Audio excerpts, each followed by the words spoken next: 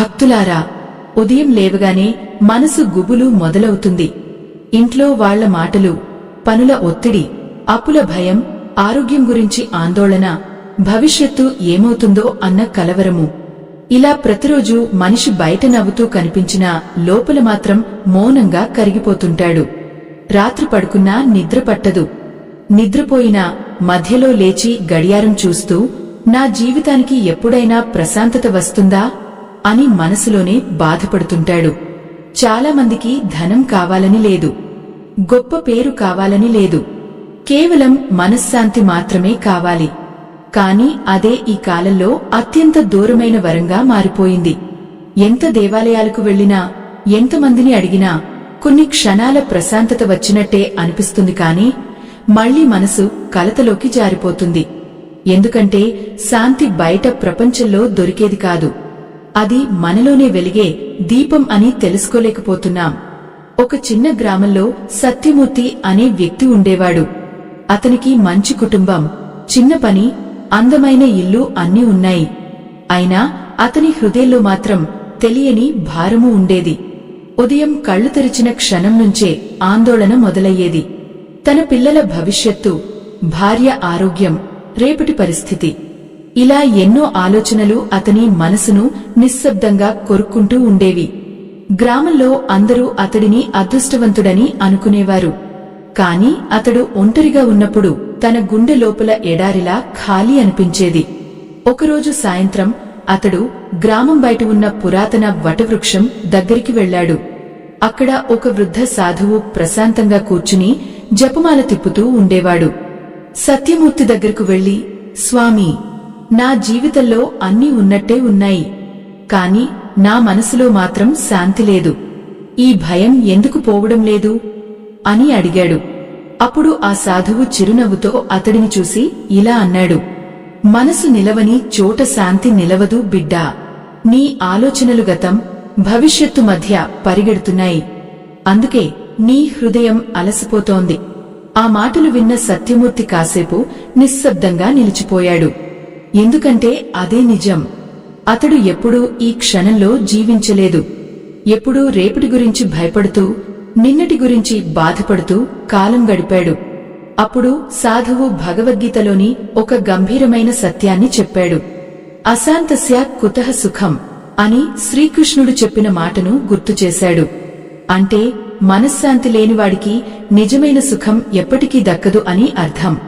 మనిషి బయట ప్రపంచాన్ని గెలిచినా తన మనసును గెలవలేకపోతే అతడు ఓడిపోయినట్టే. సత్యమూర్తి ఆశ్చర్యంగా అడిగాడు, అయితే స్వామీ, మనసు ఎలా ప్రశాంతంగా మారుతుంది? అప్పుడు సాధువు ఒక చిన్న ఉదాహరణ చెప్పాడు. చెరువులో నీరు కలతగా ఉంటే చంద్రుని ప్రతిబింబం కనిపించదు. అదే నీరు నిశ్చలంగా ఉంటే చంద్రుడు స్పష్టంగా కనిపిస్తాడు. అలాగే మనసు కలతలో ఉంటే దైవం కనిపించదు. మనసు ప్రశాంతంగా ఉంటే దైవానుభూతి స్వయంగా కలుగుతుంది. ఆ మాటలు అతని హృదయంలో నెమ్మదిగా వెలుగులు నింపాయి. ఎన్నేళ్లుగా వెతుకుతున్న సమాధానం తన ముందే ఉన్నట్టుగా అనిపించింది.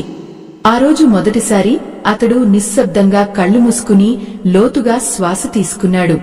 ఆ వటవృక్షం కింద గాలి మృదువుగా వీచింది. పక్షుల స్వరాలు వినిపించాయి. ఆ క్షణంలో అతని హృదయం కొద్దిగా తేలికపడింది. మన పెద్దలు మనసుంటే మార్గం ఉంటుంది అని ఎందుకు చెప్పారో ఇదే కారణం. మనసు అల్లకల్లోలంగా ఉంటే స్వర్గము నరకంలా అనిపిస్తుంది. మనసు ప్రశాంతంగా ఉంటే చిన్న ఇల్లే వైకుంఠంలా మారుతుంది. సాధువు మళ్లీ అన్నాడు, శాంతి అనేది బయట దొరికేది కాదు బిడ్డా, అది అంగీకారంతో పుడుతుంది. జీవితంలో జరిగేదాన్ని దైవ సంకల్పంగా స్వీకరించినప్పుడు భయం కరిగిపోతుంది. సత్యమూర్తి ఆ రాత్రి ఇంటికి తిరిగి వెళ్తూ ఆకాశం వైపు చూశాడు. ఎన్నాళ్లుగానో మొదటిసారి చంద్రుడు అతనికి అందంగా కనిపించాడు. కాని ఆ రాత్రి అతని జీవితంలో జరగబోయే మరో సంఘటన అతని హృదయాన్ని పూర్తిగా మార్చబోతుందని అతడికి ఇంకా తెలియదు. ఈ ఆధ్యాత్మిక రహస్యం మీకు పూర్తిగా అర్థం కావాలన్నా, దైవానుగ్రహం దక్కాలన్నా ఈ వీడియోను ఎక్కడా ఆపకుండా చివరి వరకు చూడండి. ఆ రాత్రి సత్యమూర్తి ఇంటికి చేరుకున్నాక కూడా సాధువు చెప్పిన మాటలే అతని చెవుల్లో మార్మోగుతూనే ఉన్నాయి. ఇంట్లో అందరూ నిద్రపోయారు. కాని అతడు మాత్రం ఇంటి ముందున్న చిన్న మేడపై కూర్చుని ఆకాశాన్ని చూస్తూ ఆలోచనల్లో మునిగిపోయాడు. ఆకాశంలో నెమ్మదిగా కదులుతున్న మేఘాల మధ్య చంద్రుడు కనిపిస్తున్నాడు. గాలి చల్లగా వీచుతోంది. అయినా అతని మనసులో ఏదో తెలియని కదలిక మొదలైంది. అప్పుడే అతని చిన్న కుమార్తె నిద్రలేచి బయటకు వచ్చింది. నాన్నా, నిద్రపోవట్లేదా అని మృదువుగా అడిగింది. సత్యమూర్తి నవ్వే ప్రయత్నం చేశాడు. లేదు అమ్మా, అలాగే కూర్చున్నాను అన్నాడు. చిన్నారి అతని పక్కన కూర్చుని తన చిన్న చేతిని అతని భుజంపై పెట్టింది. నాన్నా, మీరు బాధగా ఉన్నప్పుడు నాకు కూడా బాధగా ఉంటుంది అని అమాయకంగా చెప్పింది. ఆ మాట అతని గుండెల్లో మెరుపులా తాకింది. ఎందుకంటే తన బాధ తనకే పరిమితం కాలేదని అతనికి అప్పుడు అర్థమైంది. మనిషి మనసులోని కలత అతని కుటుంబం మీద కూడా నీడలా పడుతుంది. అతడు ఎన్నాళ్లుగానో తన భయాలతో మాత్రమే జీవించాడు. కాని తన ప్రశాంతత లేకపోవడం వల్ల తన పిల్లల మనసుల్లో కూడా తెలియని భయం పెరుగుతోందని అతడు ఇప్పటివరకు గమనించలేదు. అతడు తన కుమార్తె తలను నిమిరి లోపలికి పంపించాడు. కాని ఆ చిన్నారి మాటలు అతని హృదయంలో గాఢంగా నిలిచిపోయాయి. ఆ రాత్రి అతడు పడుకున్నాక కూడా నిద్ర రాలేదు. అప్పుడు సాధువు చెప్పిన మరో మాట గుర్తుకొచ్చింది. భయం అనేది భవిష్యత్తుపై అనుమానం, విశ్వాసం అనేది దైవంపై నమ్మకం. ఆలోచిస్తూ ఉండగానే అతడికి తన చిన్ననాటి సంఘటన గుర్తొచ్చింది. చిన్నప్పుడు అతని తాతయ్య ప్రతి ఉదయం భగవద్గీత పఠించేవాడు. అప్పట్లో అతనికి ఆ శ్లోకాల అర్థం తెలియదు. కాని తాతయ్య ముఖంలో ఉండే ప్రశాంతత మాత్రం ఇప్పటికీ అతని మదిలో ఉంది. ఎన్నో కష్టాలు వచ్చినా అతని తాతయ్య ఎప్పుడూ ఆందోళన పడినట్టు కనిపించలేదు. ఎందుకంటే ఆయనకు ఒక గట్టి నమ్మకం ఉండేది, జరిగేది అంతా దైవ సంకల్పమే అని. తెలుగు సామెతలో నమ్మిన దైవం నడుము విరగనీయదు అని అంటారు. ఆ మాట వెనుక ఉన్న గంభీరమైన సత్యం సత్యమూర్తికి అప్పుడు అర్థమవుతోంది. మనిషి జీవితంలో సమస్యలు రావడం సహజం. కాని వాటిని మోయలేనంత భారంగా మార్చేది మన భయమే. మరుసటి రోజు ఉదయం అతడు మళ్లీ ఆ వటవృక్షం దగ్గరకు వెళ్లాడు. సాధువు అప్పటికే ధ్యానంలో కూర్చుని ఉన్నాడు. సత్యమూర్తి నమస్కరించి, స్వామీ, నేను ఎంత ప్రయత్నించినా నా మనసు మళ్లీ మళ్లీ భయపడుతోంది అన్నాడు. సాధువు కళ్ళు తెరిచి చిరునవ్వుతో అడిగాడు. నీ చేతిలో ఒక పాత్ర ఉందని ఊహించు బిడ్డా. అందులో మట్టి నీరు నింపితే అది ఎప్పటికీ ప్రదర్శకంగా కనిపించదు. కాని అదే పాత్రను ప్రశాంతంగా ఉంచితే మట్టి కిందికి దిగిపోతుంది, నీరు స్వచ్ఛంగా మారుతుంది. మనసు కూడా అలాగే. ఆ మాటలు చెప్పాక సాధువు అతడిని సమీపంలోని చిన్న చెరువు దగ్గరకు తీసుకెళ్లాడు. చెరువులో పిల్లలు రాళ్లు వేస్తుండడంతో నీరు అలలతో కదులుతోంది. ఇప్పుడు నీ ప్రతిబింబం కనిపిస్తుందా అని అడిగాడు. లేదు స్వామీ అన్నాడు సత్యమూర్తి. కొంతసేపటి తర్వాత పిల్లలు వెళ్లిపోయారు. చెరువు మళ్లీ నిశ్చలంగా మారింది. అప్పుడు సాధువు అన్నాడు, ఇప్పుడు చూడు. సత్యమూర్తి నీటిలో చూశాడు. ఈసారి తన ప్రతిబింబం స్పష్టంగా కనిపించింది. అలాగే బిడ్డా, కోపం, భయం, అసూయ, ఆందోళన ఇవన్నీ మనసులో అలలు. అవి తగ్గినప్పుడు మాత్రమే ఆత్మస్వరూపం కనిపిస్తుంది. ఆ మాటలు అతనిలో కొత్త ఆలోచనను కలిగించాయి. సమస్యలు పోవడం వల్ల శాంతి రాదు, మనసు నిలకడగా మారినప్పుడు శాంతి వస్తుంది అని అతడు గ్రహించడం మొదలుపెట్టాడు. ఆ రోజు సాధువు అతనికి ఒక సాధన చెప్పాడు. ప్రతి ఉదయం సూర్యోదయం సమయంలో కళ్ళు మూసుకుని నేను దైవ సంరక్షణలో ఉన్నాను అని హృదయపూర్వకంగా జపించు. ఆ మాట నీలో భయాన్ని కరిగిస్తుంది. సత్యమూర్తి ఆ సాధన ప్రారంభించాడు. మొదట్లో అతనికి ఏ మార్పు కనిపించలేదు. కాని రోజులు గడిచే కొద్దీ అతని హృదయంలోని భారము కొద్దిగా తగ్గుతున్నట్టు అనిపించింది. చిన్న విషయాలకు కోపపడటం తగ్గింది. రాత్రుళ్లు కొంచెం ప్రశాంతంగా నిద్రపోవడం మొదలైంది. ఒకరోజు గ్రామంలో భారీ వర్షం పడింది. చాలామంది భయంతో పరుగులు తీశారు. పంటలు నష్టపోతాయేమో అని ఆందోళన చెందారు. కాని ఆ సమయంలో సత్యమూర్తి మాత్రం ప్రశాంతంగా నిలబడి ఆకాశాన్ని చూస్తున్నాడు. అతని భార్య ఆశ్చర్యపడి, ఇంత పెద్ద వర్షం పడుతోంది, మీకు భయం వేయట్లేదా అని అడిగింది. అప్పుడు అతడు నెమ్మదిగా నవ్వి, భయం వల్ల వర్షం ఆగదు కదా, కానీ విశ్వాసం ఉంటే మనసు నిలబడుతుంది అన్నాడు. ఆ మాటలు అతని కుటుంబానికే కాదు, అతనికి కొత్తగా అనిపించాయి. ఎందుకంటే అతడు మారడం మొదలుపెట్టాడు. కాని ఆ మార్పును పరీక్షించే సంఘటన మాత్రం ఇంకా ముందే ఉంది.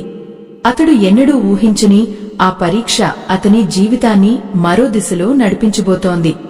కొన్ని రోజుల తర్వాత సత్యమూర్తి జీవితంలో అకస్మాత్తుగా ఒక పెద్ద కుదుపు వచ్చింది. అతడు పనిచేసే చోట యజమాని తీవ్రమైన నష్టాల కారణంగా పనివారిలో చాలామందిని తొలగించాలని నిర్ణయించాడు. ఆ జాబితాలో సత్యమూర్తి పేరు కూడా ఉంది. ఈ వార్త విన్న క్షణం అతని గుండె ఒక్కసారిగా దిగబడ్డట్టయింది. ఇంటికి తిరిగి వస్తూ అతని కాళ్ళు భారంగా అనిపించాయి. ఇంటి ముందున్న తులసి మొక్కను చూసినా, పిల్లల నవ్వులు వినిపించినా అతని హృదయంలో మాత్రం మళ్లీ పాత భయం నిద్రలేచింది. ఇప్పుడు నా కుటుంబం ఎలా అనే ఆలోచన అతన్ని వెంటాడింది. కొద్ది రోజుల క్రితం వరకు తనలో పెరిగిన ప్రశాంతత ఒక్కసారిగా దూరమవుతున్నట్టనిపించింది. ఆ రాత్రి అతడు మళ్లీ నిద్రపోలేకపోయాడు. గుండెల్లో గుబులు, తలలో ఆలోచనలు. నేను మళ్లీ పాత స్థితికే వచ్చేశానా అనే బాధ. అప్పుడే అతనికి సాధువు చెప్పిన మాట గుర్తొచ్చింది. పరీక్ష వచ్చినప్పుడు నిలబడే విశ్వాసమే నిజమైన శాంతి.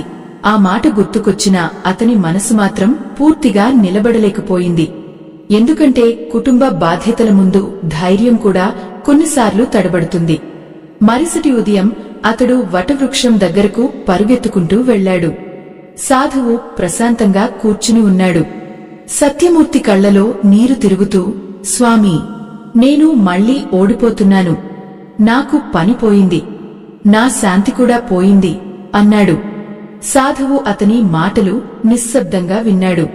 తర్వాత నేలపై ఉన్న ఒక ఎండిన ఆకు తీసుకుని అడిగాడు, ఇది చెట్టు నుంచి ఎందుకు పడిపోయిందో తెలుసా? సత్యమూర్తి అయోమయంగా చూశాడు. పాతది విడిచిపెట్టకపోతే కొత్త చిగురు పుట్టదు బిడ్డా. ప్రకృతి కూడా మార్పు ద్వారానే ముందుకు సాగుతుంది. కాని మనిషి మాత్రం ప్రతి మార్పును ప్రమాదంగా భావిస్తాడు. ఆ మాటలు విన్న సత్యమూర్తి హృదయంలోని భయం పూర్తిగా తగ్గలేదు. కాని స్వామీ, కుటుంబం గురించి ఆలోచిస్తే గుండె ఆగిపోతున్నట్టుంది అన్నాడు. అప్పుడు సాధువు భగవద్గీతలోని మరో గొప్ప సత్యాన్ని చెప్పాడు. కర్మనియవాధికారస్తే మా కలేషు కదాచన. అంటే మనిషికి కర్తవ్యంపై మాత్రమే హక్కు ఉంది, ఫలితంపై కాదు.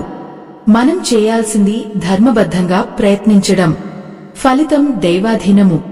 సత్యమూర్తి మౌనంగా విన్నాడు. నిజానికి అతని భయం పని పోవడంపై కాదు, రేపు ఏమవుతుంది అనే తెలియని అనిశ్చితిపై. అదే ప్రతి మనిషిని లోపల నుంచి బలహీనుడిని చేస్తుంది. తెలుగు సామెతలో ఆత్రానికి ఆలోచన ఉండదు అని అంటారు.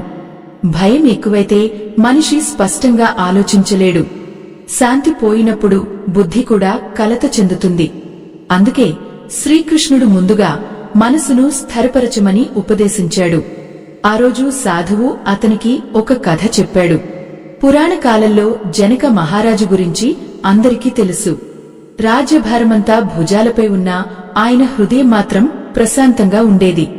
ఒకసారి రాజమహల్లో అకస్మాత్తుగా అగ్ని వ్యాపించిందని వార్త వచ్చింది. అందరూ భయంతో పరుగులు తీశారు. కాని జనకుడు మాత్రం ప్రశాంతంగా ధ్యానంలో కూర్చున్నాడు.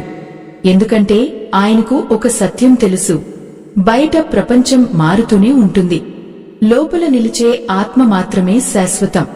ఆ కథ సత్యమూర్తి మనసులో మెల్లగా వెలుగులు నింపింది. తన భయం కూడా బయట పరిస్థితుల వల్ల కాదు, వాటిపై తన అతి ఆధారపడటం వల్ల అని అర్థమవుతోంది. సాయంత్రం ఇంటికి వెళ్లిన తర్వాత అతడు తన కుటుంబంతో ప్రశాంతంగా కూర్చున్నాడు. చాలా రోజుల తర్వాత పిల్లలతో నవ్వుతూ మాట్లాడాడు. అతని భార్య ఆశ్చర్యపోయింది. మీకు పని పోయిందని తెలిసినా ఇలా ప్రశాంతంగా ఎలా ఉన్నారు అని అడిగింది. సత్యమూర్తి నెమ్మదిగా అన్నాడు, మన దగ్గర ఉన్నది పని మాత్రమే కాదు, పరస్పర విశ్వాసం కూడా ఉంది. దైవం ఒక తలుపు మూసితే ఇంకో తలుపు తెరుస్తుంది. ఆ మాటలు వినగానే అతని భార్య కళ్లలో నీళ్లు మెరిశాయి. ఎందుకంటే ఆమె ఎన్నాళ్లుగానో తన భర్త ముఖంలో ఈ స్థిరత్వాన్ని చూడలేదు. ఆ రాత్రి సత్యమూర్తి ఇంటి ముందు దీపం వెలిగించి కళ్లు మూసుకున్నాడు. మొదటిసారి అతని ప్రార్థనలో భయం కంటే సమర్పణ ఎక్కువగా ఉంది. ఏది జరిగినా నీ చిత్తమే అని హృదయపూర్వకంగా అనుకున్నాడు.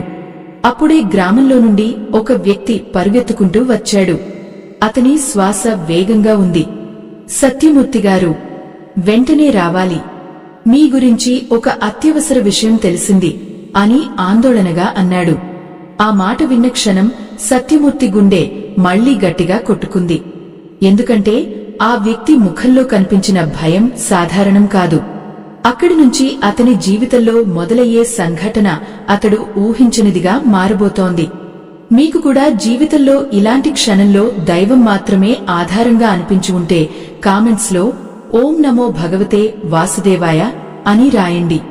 సత్యమూర్తి వెంటనే ఆ వ్యక్తితో కలిసి గ్రామం చివర ఉన్న పాత చెరువు వైపు పరుగెత్తాడు.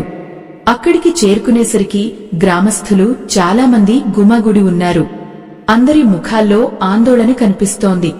సత్యమూర్తి దగ్గరకు వెళ్లగానే ఒక వృద్ధుడు బాధతో అన్నాడు, నీ చిన్న కుమారుడు కనిపించడం లేదు బాబూ. సాయంత్రం ఇక్కడ పిల్లలతో ఆడుకుంటూ కనిపించాడు. అప్పటినుంచి ఎక్కడా కనబడటం లేదు. ఆ మాట విన్న క్షణం సత్యమూర్తి కాళ్లు వణికిపోయాయి. అతని గుండెలో మళ్లీ భయపు అలలు ఉప్పొంగాయి. కొద్దిసేపటి క్రితం వరకు నిలబడిన విశ్వాసం ఒక్కసారిగా పరీక్షకు లోనైంది. నా బిడ్డకు ఏమైనా జరిగిందా అనే ఆలోచన అతన్ని లోపల నుంచి కుదిపేసింది. అతని భార్య అక్కడికే వచ్చి కన్నీళ్లతో విలపిస్తోంది. గ్రామస్థులు అందరూ వెతకడం ప్రారంభించారు. కొందరు పొలాల వైపు వెళ్లారు. మరికొందరు చెరువు చుట్టూ వెతికారు. కాని సత్యమూర్తి మాత్రం కొద్దిసేపు నిశ్శబ్దంగా నిలబడ్డాడు. ఎందుకంటే అతని హృదయంలో రెండు స్వరాలు పోరాడుతున్నాయి. ఒకటి భయం, మరొకటి విశ్వాసం. అప్పుడే సాధువు చెప్పిన మాట మరోసారి గుర్తుకొచ్చింది. కలతలో తీసుకున్న నిర్ణయం తప్పుదోవ పట్టిస్తుంది. వెంటనే అతడు లోతుగా శ్వాస తీసుకున్నాడు. కళ్లు మూసుకుని మనసులో శ్రీకృష్ణుని స్మరించాడు.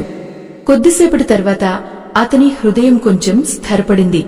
అతడు గ్రామస్థుల్ని చూసి ప్రశాంతంగా అన్నాడు, అందరూ భయపడకుండా ఒక్కో దారి వెతుకుదాం. పిల్లవాడు ఎక్కడో సురక్షితంగా ఉంటాడు. అతని మాటల్లో కనిపించిన స్థిరత్వం అక్కడి వారికి ధైర్యం ఇచ్చింది. ఎందుకంటే కలవరపడే సమయంలో ప్రశాంతంగా నిలబడగల వ్యక్తి చుట్టూ ఉన్నవారికి బలం అవుతాడు. తెలుగు సామెతలో ధైర్యమే దైవబలం అని అంటారు. ఆ మాట సత్యమూర్తి జీవితంలో నిజమవుతోంది. భయం ఇంకా ఉన్నా ఇప్పుడు అతడు దానికి బానిసగా మారడం లేదు. కొంతసేపటి తర్వాత అతడు చెరువు వెనుక ఉన్న చిన్న దేవాలయం వైపు నడిచాడు. అక్కడి దీపం ఇంకా వెలుగుతూనే ఉంది. గాలి నెమ్మదిగా వీచుతోంది. అతడు లోపలికి వెళ్లి మౌనంగా కూర్చున్నాడు. కృష్ణ, నా మనసు మళ్లీ కంపిస్తోంది. కాని ఈసారి నేను భయానికి లొంగిపోను అని హృదయంలో ప్రార్థించాడు. అప్పుడే దేవాలయం వెనుక నుంచి చిన్నారి నవ్వు వినిపించింది. సత్యమూర్తి ఒక్కసారిగా లేచి అక్కడికి పరుగెత్తాడు. అక్కడ అతని కుమారుడు ఒక వృద్ధ పూజారితో కూర్చుని ఉన్నాడు. చిన్నవాడు అమాయకంగా అన్నాడు, నాన్నా, వర్షం మొదలయ్యాక భయపడి ఇక్కడికి వచ్చాను. ఆ క్షణంలో సత్యమూర్తి కళ్లలో ఆనంద భాష్పాలు ఉప్పొంగాయి. అతడు తన కుమారుడిని గట్టిగా హత్తుకున్నాడు. గ్రామస్థులందరూ ఊపిరి పీల్చుకున్నారు. అతని భార్య కూడా కన్నీళ్లతో దేవుడికి నమస్కరించింది. కాని ఆ సంఘటనలో అతడు గ్రహించిన సత్యం మరింత గొప్పది.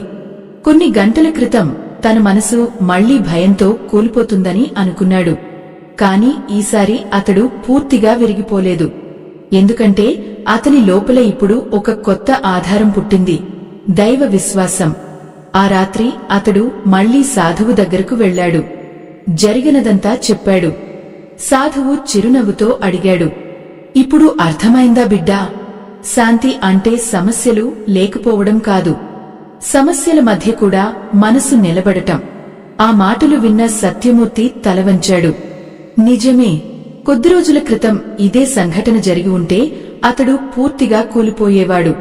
కాని ఇప్పుడు అతని హృదయంలో కొంత స్థిరత్వం వచ్చింది. అప్పుడు సాధువు మరో గంభీరమైన సత్యాన్ని చెప్పాడు. మనిషి బయట ప్రపంచాన్ని నియంత్రించలేడు, కాని తన స్పందనను మాత్రం నియంత్రించగలడు.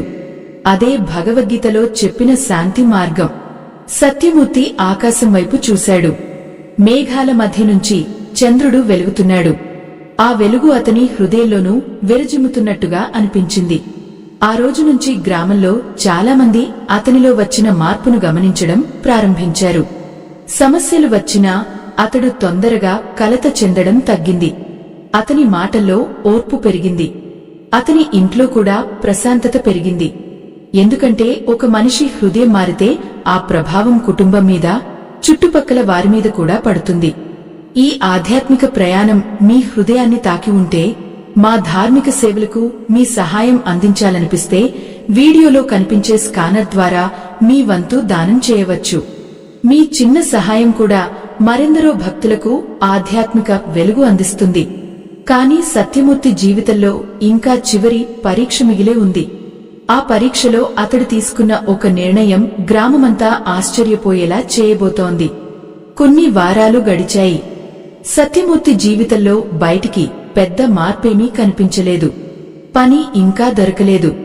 అప్పుడప్పుడు చిన్న చిన్న పనులు చేసి కుటుంబాన్ని నెట్టుకొస్తున్నాడు. అయినా అతని హృదయంలో ఇప్పుడు ఒక కొత్త నిశ్చలత ఉంది. ఉదయం లేవగానే ఆకాశాన్ని చూసి కృతజ్ఞతతో నమస్కరించడం అతనికి అలవాటైంది. రాత్రి పడుకునే ముందు భగవద్గీతలో ఒక శ్లోకం చదవడం కూడా అతని దినచర్యలో భాగమైంది. ఒకరోజు గ్రామంలో పెద్ద కలహం మొదలైంది. రెండు కుటుంబాల మధ్య పొలం సరిహద్దు విషయంలో తీవ్రమైన వాగ్వాదం జరిగింది. మాట పెరిగి గ్రామమంతా ఉద్రిక్తంగా మారింది. ఎవరి ముఖంలోనూ ప్రశాంతత కనిపించలేదు. కొందరు ఒకవైపు, ఇంకొందరు మరోవైపు నిలబడి కోపంతో మాట్లాడుతున్నారు. ఆ సమయంలో గ్రామ పెద్దలు సత్యమూర్తిని పిలిచారు. నువ్వు ఇప్పుడు ప్రశాంతంగా ఆలోచించగలవు. ఈ సమస్యకు ఏదైనా మార్గం చెప్పు అన్నారు.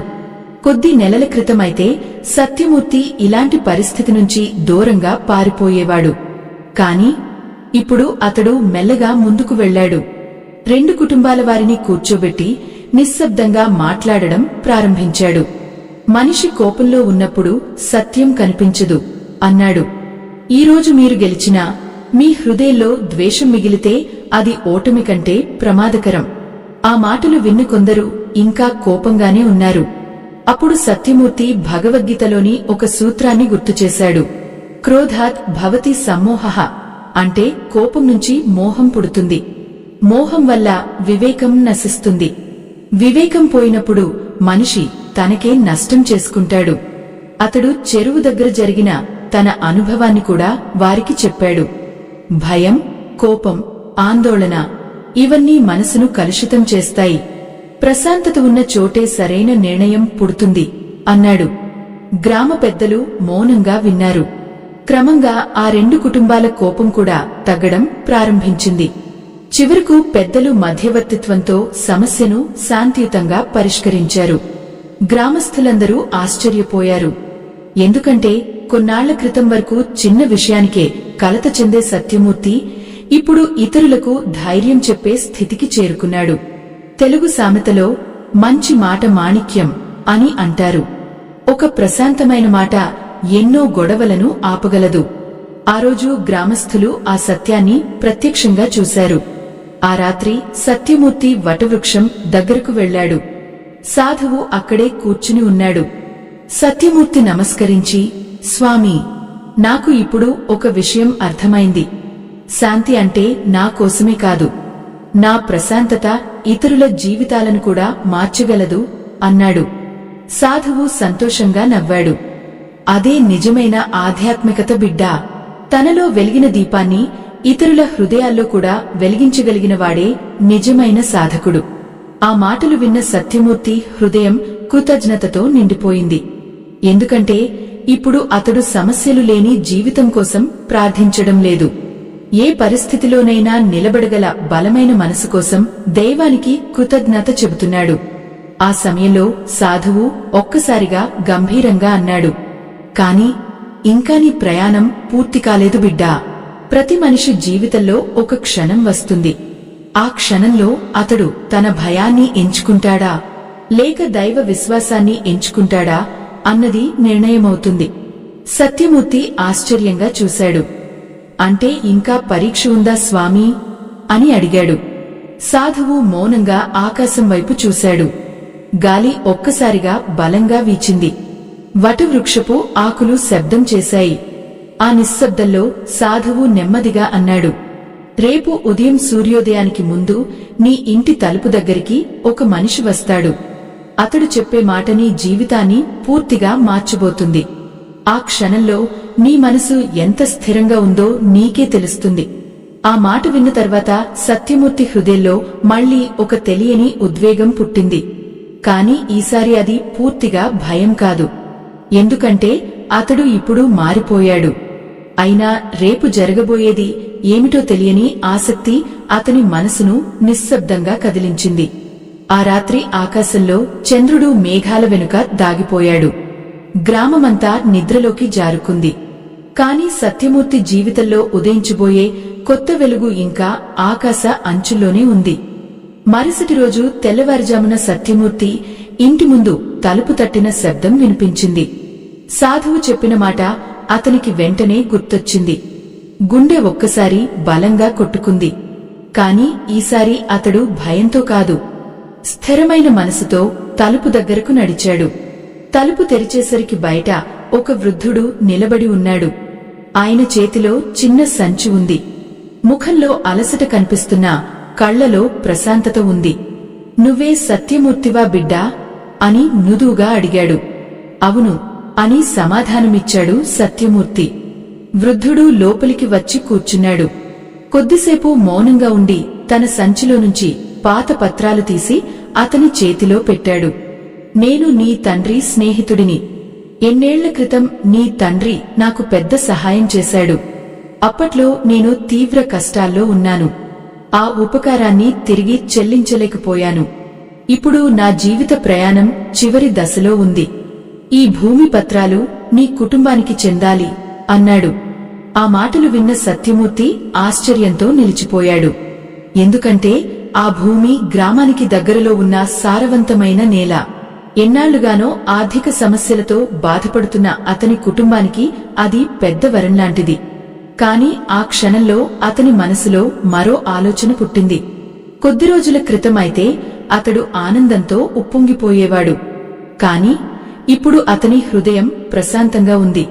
ఎందుకంటే అతడు ఒక గొప్ప సత్యాన్ని తెలుసుకున్నాడు. నిజమైన శాంతి సంపద వల్ల రాదు, దైవంపై నిలిచిన విశ్వాసం వల్ల వస్తుంది. అతడు వృద్ధుడిని చూసి నమస్కరించాడు. మీరు చేసిన ఈ ఉపకారం మా కుటుంబం ఎప్పటికీ మర్చిపోదు. కాని ఈ వరం కంటే గొప్ప వరం నాకు ఇప్పటికే లభించింది అన్నాడు. వృద్ధుడు ఆశ్చర్యంగా అడిగాడు, అది ఏమిటి బిడ్డా?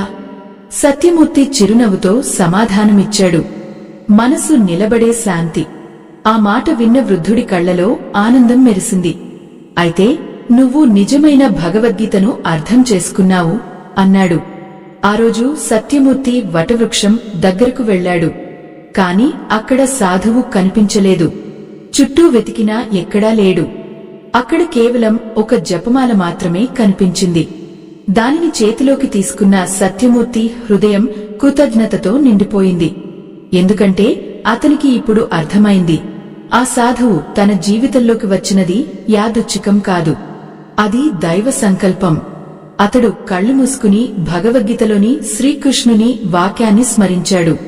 యోగస్థః కురు కర్మాణి అంటే మనసును స్థిరంగా ఉంచుకుని కర్తవ్యాన్ని నిర్వర్తించు. తెలుగు సామెతలో శాంతమే శ్రేయస్కు మూలం అని అంటారు. నిజంగా మనిషి జీవితంలో ఎంత సంపద వచ్చినా, ఎంత కీర్తి వచ్చినా మనసు ప్రశాంతంగా లేకపోతే అవన్నీ వ్యర్థమే. కాని హృదయంలో శాంతి ఉంటే చిన్న ఇల్లు కూడా దేవాలయంలా అనిపిస్తుంది. ఆ రోజు నుంచి సత్యమూర్తి గ్రామంలో మార్గదర్శకుడిలా మారిపోయాడు. ఎవరైనా బాధతో వస్తే వారిని ప్రశాంతంగా కూర్చోబెట్టి భగవద్గీతలోని సత్యాలను చెప్పేవాడు. సమస్యలు రావడం సహజం, కాని వాటి ముందు మనసును కోల్పోవద్దు అని ధైర్యం చెప్పేవాడు. అతని ఇంట్లో కూడా మార్పు వచ్చింది. పిల్లలు భయంతో కాదు, ఆనందంతో పెరగడం ప్రారంభించారు. అతని భార్య ముఖంలో ఎన్నాళ్లుగానో కనిపించని ప్రశాంతత వెలిగింది. ఎందుకంటే ఒక మనిషి హృదయం మారితే కుటుంబం మొత్తం మారుతుంది. భగవద్గీత మనకు చెప్పేది యుద్ధం గురించి మాత్రమే కాదు, మన హృదయంలో జరిగే ఆందోళనల యుద్ధంలో ఎలా నిలబడాలో కూడా. భయం వస్తుంది, బాధ వస్తుంది, అనిశ్చితి వస్తుంది. కాని వాటి మధ్యలో కూడా మనసు దైవంపై నిలబడగలిగితే అదే నిజమైన విజయం. ఈ ధార్మిక ప్రయాణం మీ హృదయాన్ని తాకి ఉంటే మరిన్ని ఆధ్యాత్మిక కథలు మరెందరికో చేరేందుకు వీడియోలో కనిపించే స్కానర్ ద్వారా మీ వంతు సహాయం అందించవచ్చు. మీ సహాయం ధర్మ ప్రచారానికి వెలుగుగా మారుతుంది. ఆకాశంలో సూర్యోదయం ప్రారంభమైంది. బంగారు కిరణాలు గ్రామమంతా పరచుకున్నాయి. సత్యమూర్తి తన ఇంటి ముందు నిలబడి ఆ వెలుగును చూస్తూ ముదువుగా నవ్వుకున్నాడు. ఎందుకంటే అతడు చివరకు తెలుసుకున్నాడు, శాంతి అనేది వెతికేది కాదు, మేల్కొల్పేది. ఈ ఆధ్యాత్మిక ప్రయాణం ఇక్కడితో ముగిసిపోయింది. స్వస్తి.